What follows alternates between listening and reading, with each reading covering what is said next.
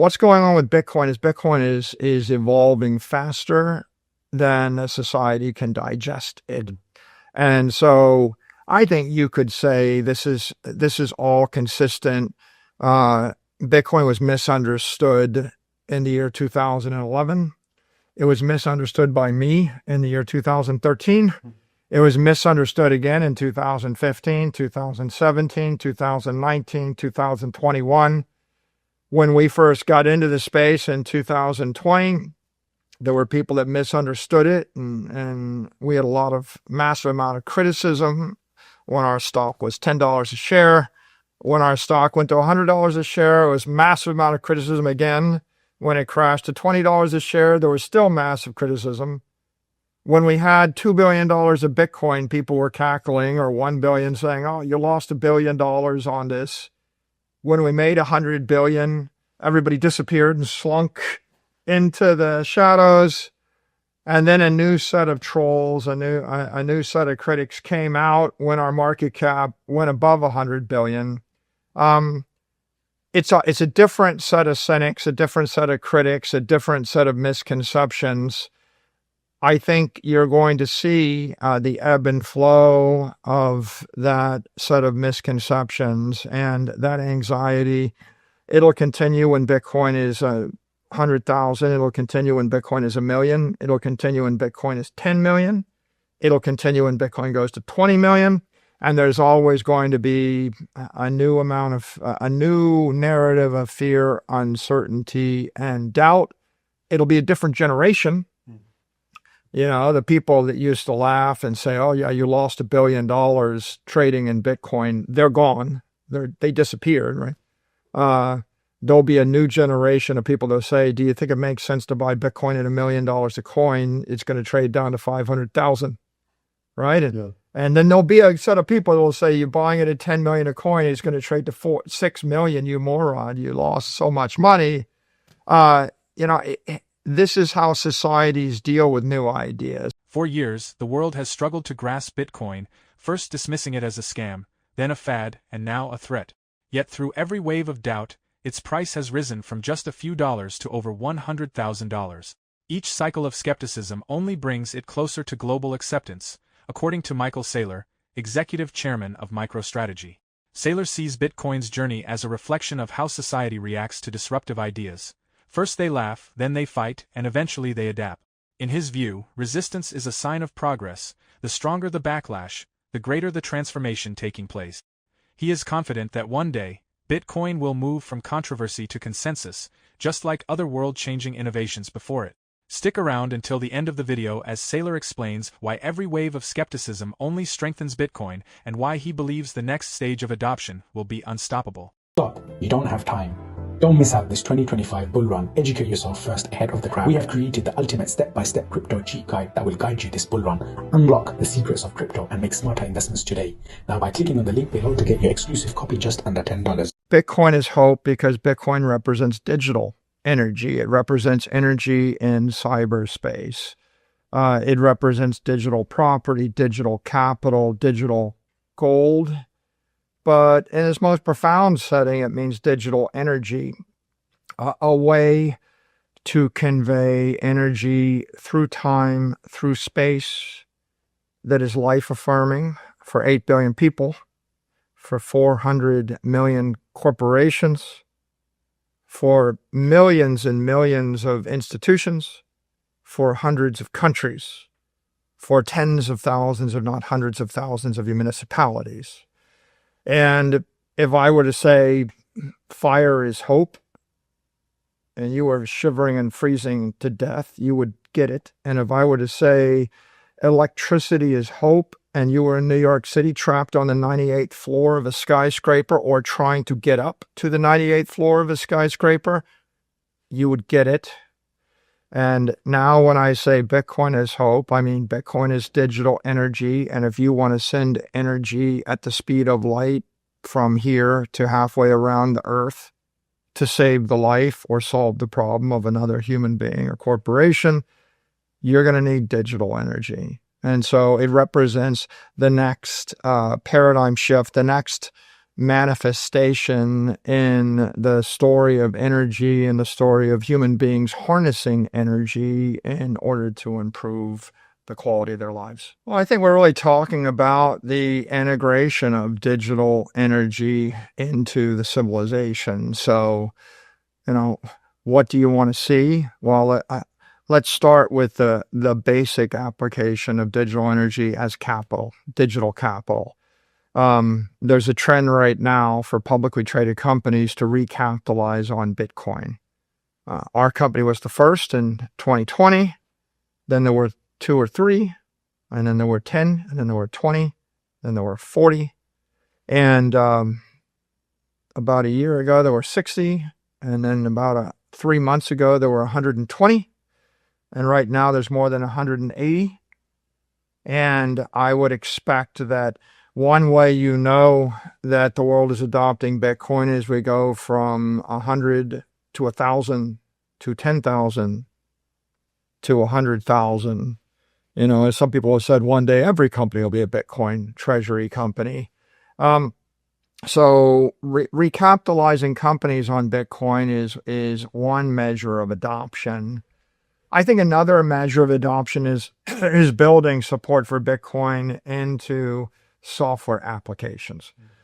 So, right now you have applications that run on iPhones or Android phones like Cash App that have Bitcoin in them. You have wallets that support Bitcoin. But I look forward to the day when Apple builds it into the iPhone, when Google builds it into the Android operating system, when Microsoft builds it into the Microsoft operating systems. And it's either integral to the operating system of every consumer device, or it's integral to the hardware itself. And people start to integrate Bitcoin support into all the hardware devices that propagate throughout the world. And I think that'll be another really, really big sign.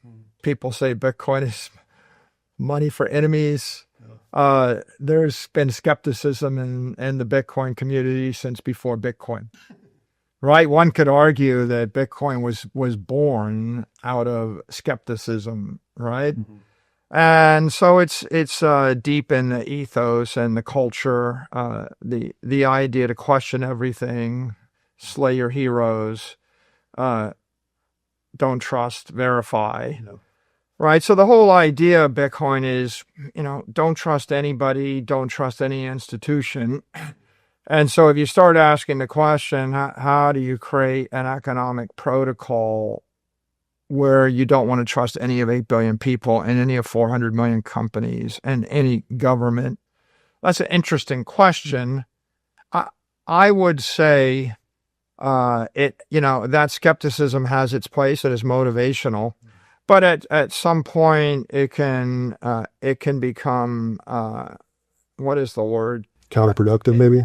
Counterproductive idealism, right? And the truth of the matter is, you do need to trust the company to create the airplane you fly in. You do need to trust the company that creates the car you drive in. You do need to trust the dentist at some point because you can't.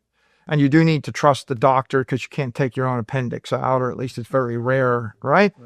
And so at some point, you do have to trust something. And I would say, the more evolved way to look at Bitcoin is not that you want to embrace it and never trust anything.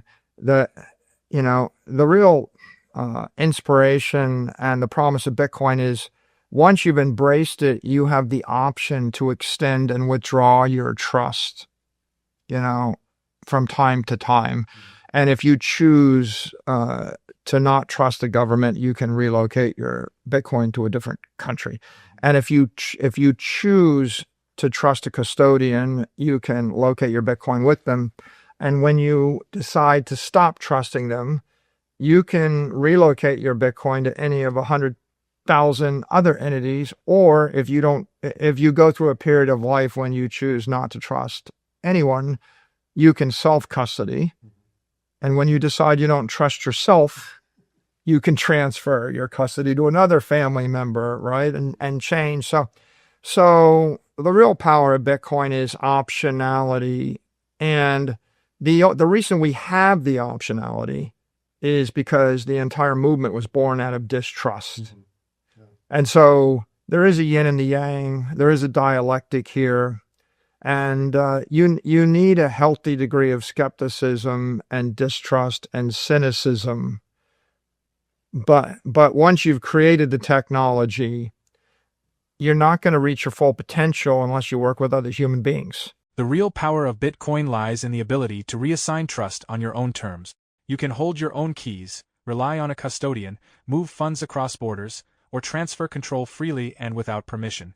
For Saylor, this flexibility is Bitcoin's greatest gift, a technology that turns distrust into freedom while acknowledging that true progress still depends on human collaboration.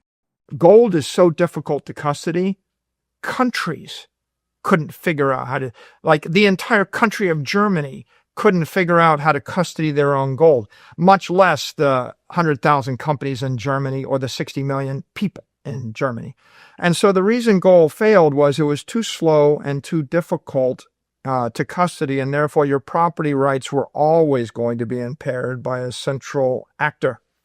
And, imagine the entire world running on gold-based credit on a gold standard when all the gold in the world was sitting in London and New York City, and most of it was in New York City, and we can say, oh yeah, that's a bearer asset, but not really, because 40 million companies couldn't bear it. 400 million people couldn't bear it, right? And so Bitcoin, it represents the bearer instrument, but it really is practical for an individual to take custody, and it's practical for a company to take custody. And of course, I guess what I counsel to people that are idealists is they don't trust banks and they don't trust companies. But the point that I would make is during the entire gold era, gold was so difficult to handle that no company could custody their gold and no bank could.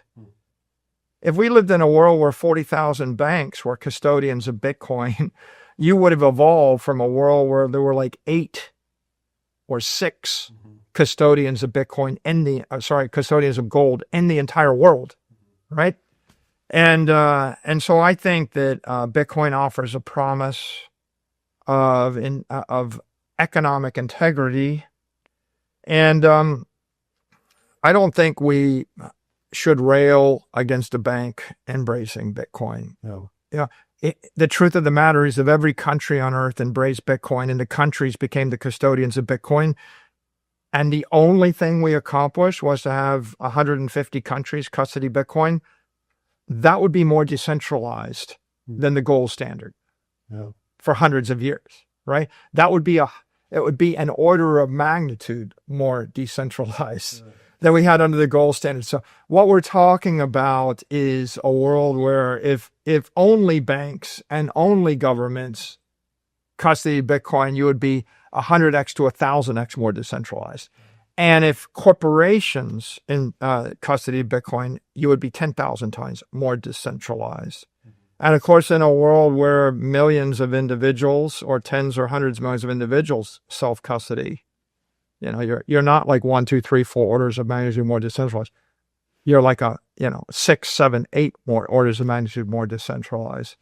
So I tend to focus upon the fact that the worst case for the cynic is 1,000,000 times better than the best case we had 100 years ago, or even the best case we had ever, right, in terms of decentralized monetary integrity. I think when the administration says they want to be a global Bitcoin superpower, they mean they want to encourage banks to bank Bitcoin. They want our banking system to embrace it, to extend loans against it, to offer, yield or credit against it.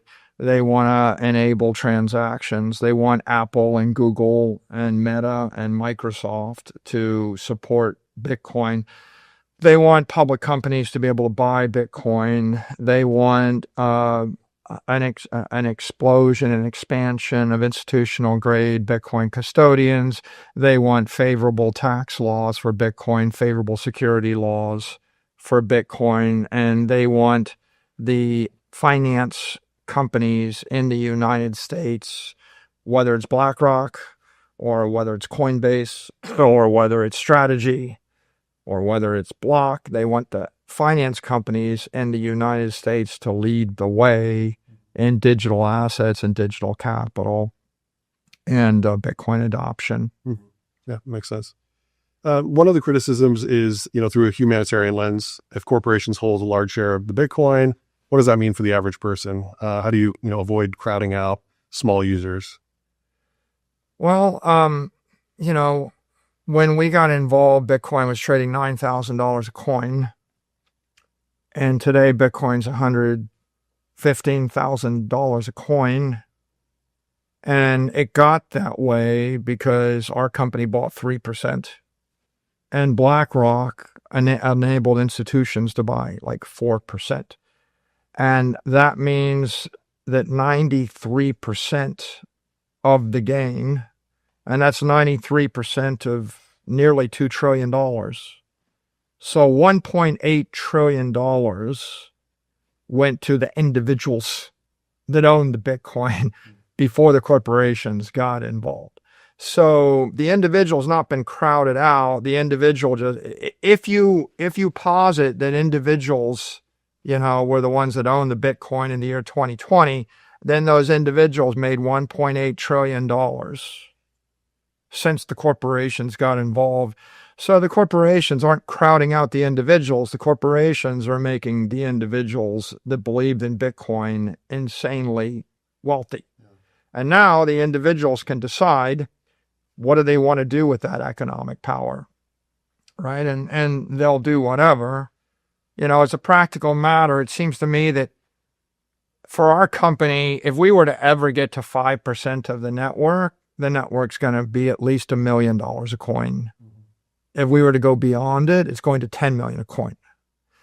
So when we get to 7% of the network, if we do, and Bitcoin is $10 million a coin, and if BlackRock keeps up with us, that means 85% of the network, right?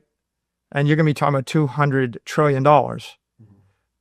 So you're going to have $170 trillion that will flow to the individuals.